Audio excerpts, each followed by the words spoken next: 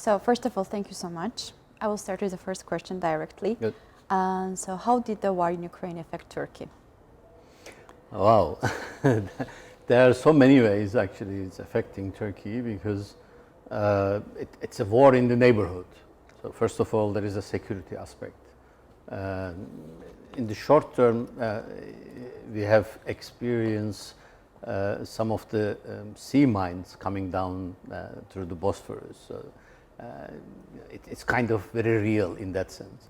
But in the longer term, of course, any instability in the neighborhood is bad for Turkish interests because Turkish policy in the Black Sea area has been for stability, and that was the prime interest, and this is, of course, affecting that.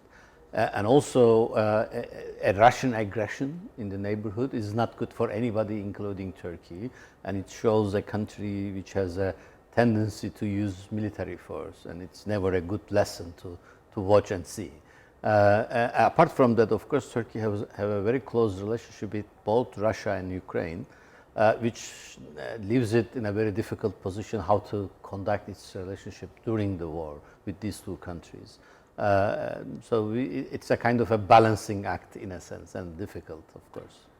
Thank you. You already mentioned that Russia's the relationship with the Ukraine and also with the Russia. But since the day of the Russia's invasion in Ukraine, Turkey has been caught in a geopolitical jam, carefully balancing sides between Ukraine and the NATO countries on the one hand with Russia. And what are the advantages and disadvantages for the Turkey in this? Well, advantages is that we able to maintain our relationship with both countries. That's quite important. But also there are economic advantages, obviously, because of sanctions on Russia, and Turkey is not participating on the sanction. Turkish-Russian trades have been improving, booming actually. But also Turkish export of weapons.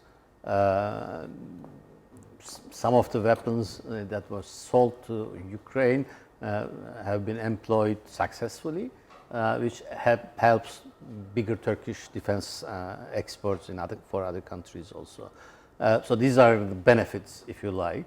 But on the other hand, there are negative aspects, of course. Turkey comes under pressure from its Western partners for not supporting the sanctions on Russia, and general instability and insecurity in the region is also negative and destabilizing effect on Turkey.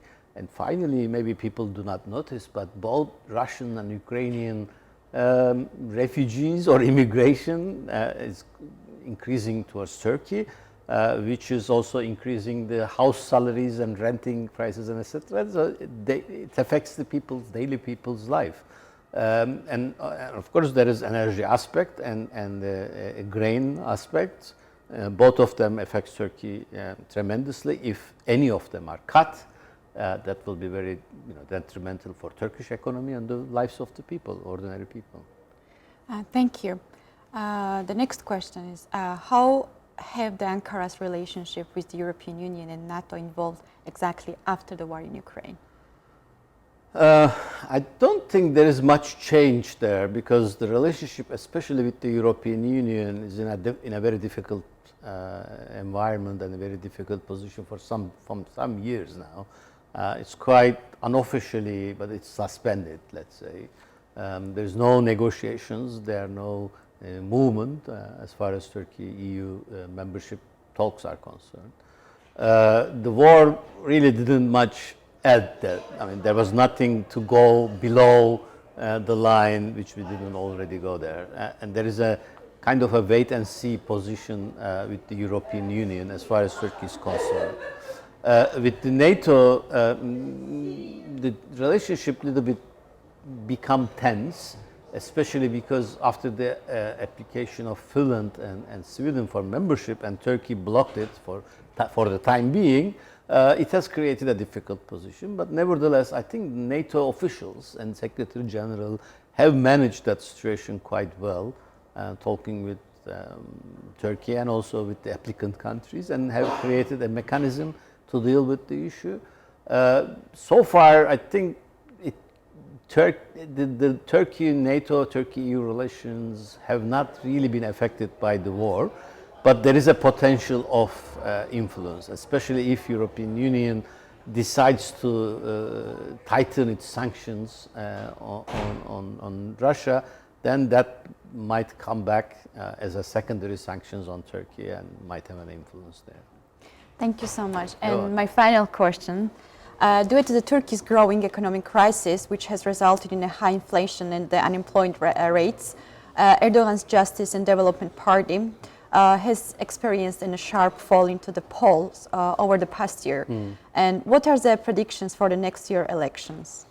It's difficult to predict. I mean, it's changing. It seems many polls are showing a possible slight majority for the opposition parties in the parliament, but the presidential elections are still in the middle, especially because there is the candidate for the opposition parties are not known yet, so it's very difficult to do the polling. President Erdogan, it seems, have stopped his decreasing support among the public and even gained a couple of points back in last few months.